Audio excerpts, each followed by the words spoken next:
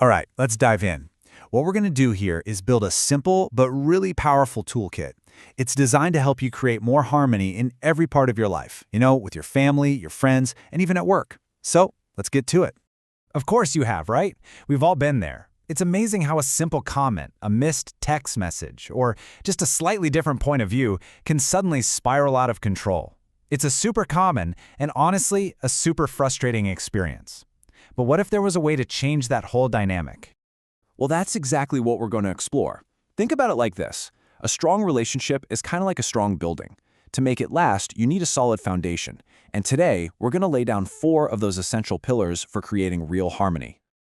Okay, so our very first pillar, and honestly, this is the bedrock for everything else, is what we're calling the empathetic foundation. It really all boils down to one key shift in your mindset, making an effort to understand someone else before you demand that they understand you. So, what is empathy, really? Well, it's this profound ability to just step outside of yourself for a moment and genuinely try to see the world from someone else's perspective. It's wondering why your colleague seems a little short-tempered, instead of just getting annoyed by it.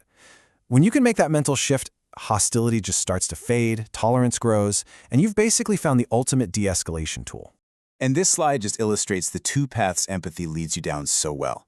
On the left, you've got open communication. You're speaking your mind, sure, but you're doing it respectfully. People feel heard. You can address issues before they become big deals.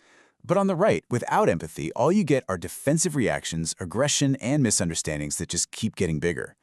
When you see it laid out like this, the choice is pretty clear, isn't it? Okay, that brings us to our second pillar, and you'll see how this builds on the first one. This is the self-managed core. This is where we stop focusing on what's happening out there and we turn our focus inward to master our own emotional responses. What's so powerful here is just how simple it is.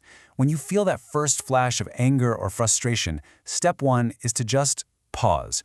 That tiny bit of space you create between what happens and how you react, that's where all your control is. Second, take a moment to reflect. Just ask yourself, are the words I'm about to say going to help or are they going to hurt this situation? And finally, you choose calm.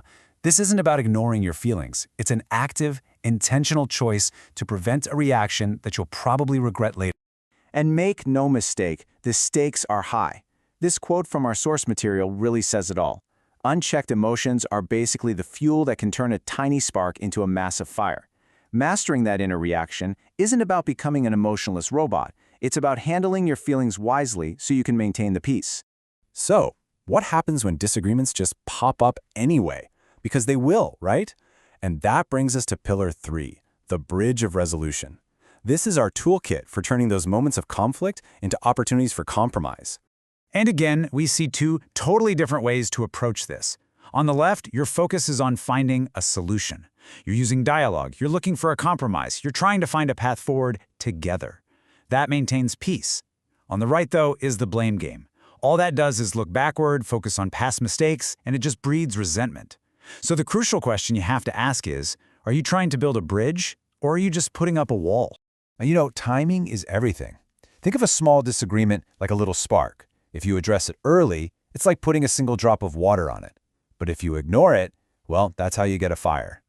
By using these resolution skills right when problems come up, you stop that spark from growing into this tangled, thorny mess of resentment that can poison a relationship over time.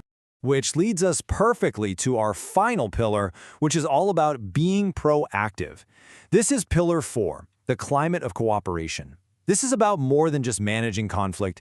It's about actively creating an environment where harmony can actually thrive. So how do we actually do that? It comes down to focusing on 3 key behaviors. And we're not talking about grand, heroic gestures. We're talking about simple, everyday stuff. Small acts of kindness, a real commitment to fairness in how you act, and a genuine spirit of teamwork. These aren't just nice-to-have extras. They're the active ingredients for building real unity and trust. I just love this idea. When you practice these keys over and over, they stop being things you have to think about, and they just become habits. And once that happens, keeping the peace isn't just on one person's shoulders anymore. It becomes a shared value, a collective responsibility.